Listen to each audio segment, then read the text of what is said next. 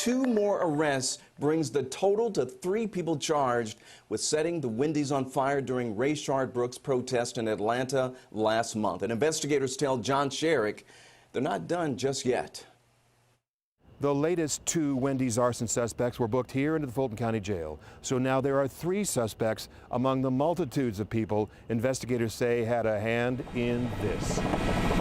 The Wendy's on University, torched, investigators say, an out-of-control inferno. The restaurant destroyed on June 13th, less than 24 hours after a white Atlanta police officer shot and killed a black DUI suspect, Rayshard Brooks, in the Wendy's parking lot as Brooks was running away and appeared to turn and fire a taser at the officer. The shooting erupting into a firestorm of protests and prosecutions and police department upheavals. While arson investigators continue to work their case, 3 people charged so far. The latest arrests, 33-year-old John Wade of East Point. Investigators say Wade was a protest organizer, and 23-year-old Chisholm Kingston of Conyers, both charged with first-degree arson. And investigators have been saying all along, a lot of people set fire to the Wendy's that night. The first arson suspect charged, 29-year-old Natalie White, arrested 2 weeks ago. She's the woman Rayshard Brooks had told police was his girlfriend as the officers were questioning Brooks just prior to their confrontation.